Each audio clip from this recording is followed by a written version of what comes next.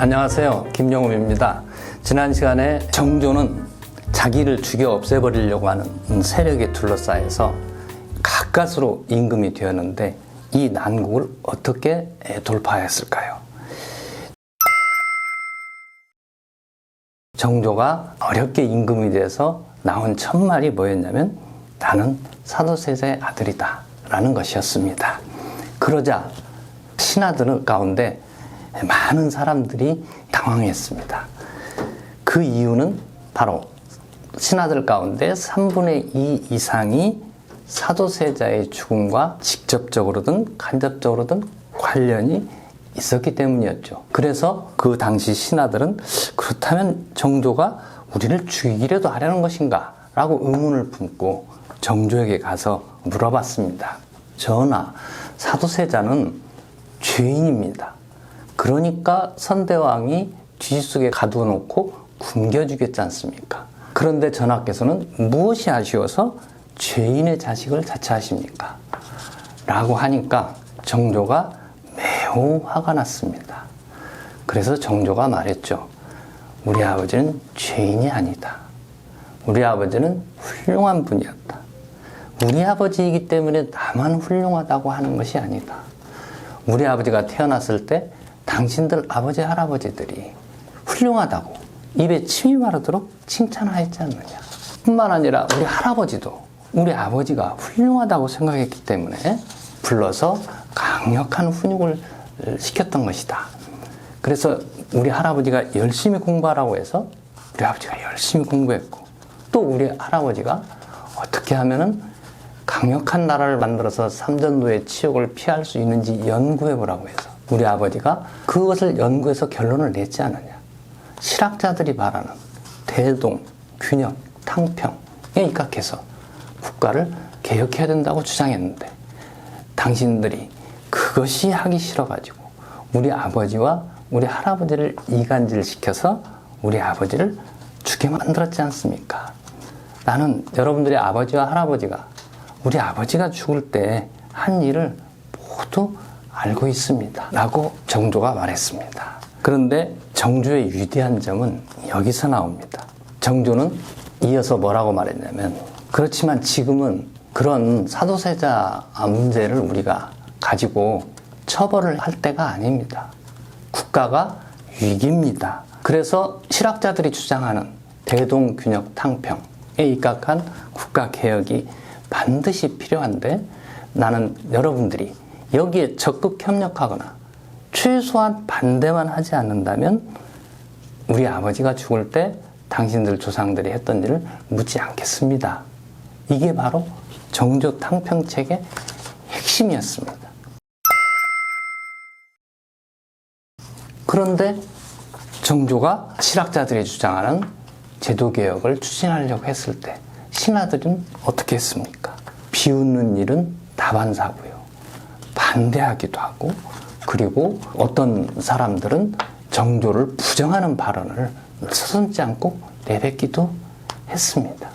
정조가 임금이 되어가지고 10년 동안 영모 사건이 안 일어난 해가 없었습니다.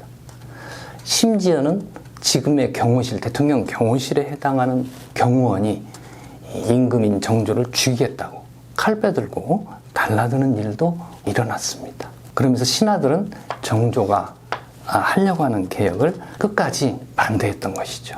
그러면서 나중에는 뭐라고까지 말했냐면 전하께서는 맛난 거 드시고 좋은 옷 입으시고 편안히 살다가 돌아가시면 되지.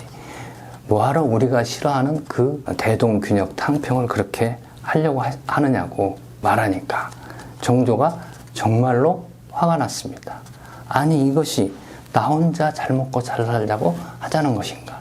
이것은 국가의 위기를 극복하기 위해서는 반드시 해야 되는 것인데 당신들이 그렇게까지 반대한다면 나는 우리 아버지가 죽을 때 당신들 조상들이 한 일을 수사해서 처벌하지 않을 수 없다고 최후 통첩을 날렸습니다.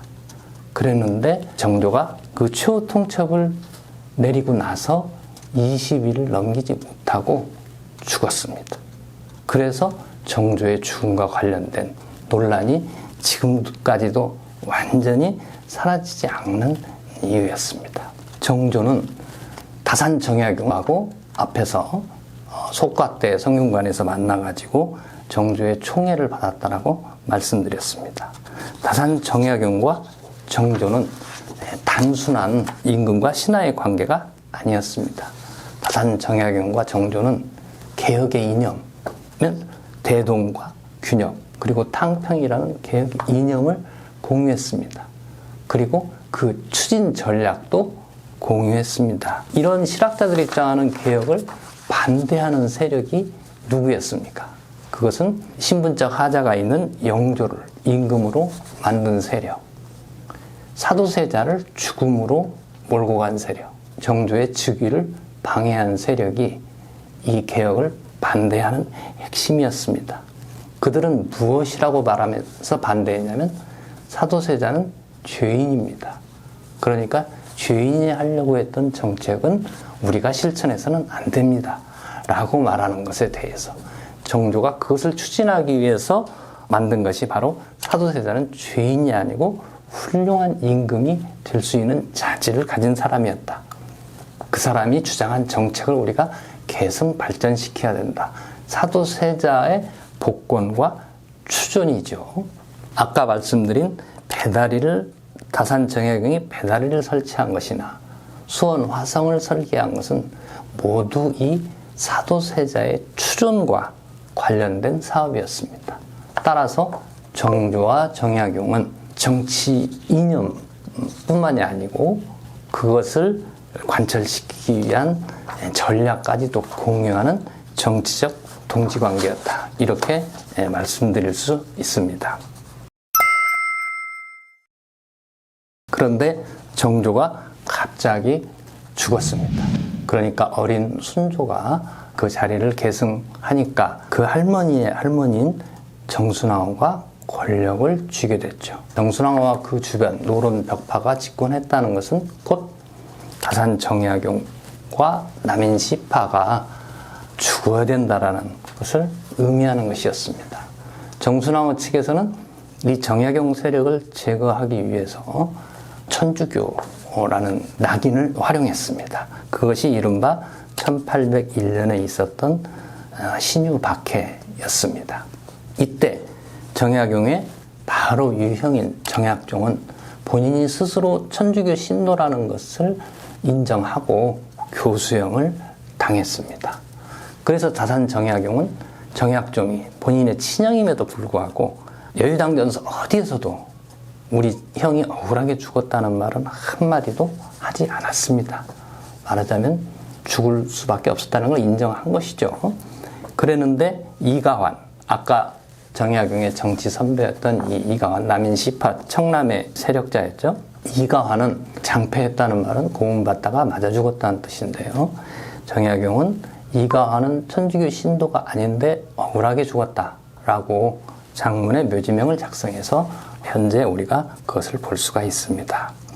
이때 정약전과 정약용도 죽어야 될 상황에 직면했습니다. 어떻게 보면 유배간 것이 신기한 일이었죠.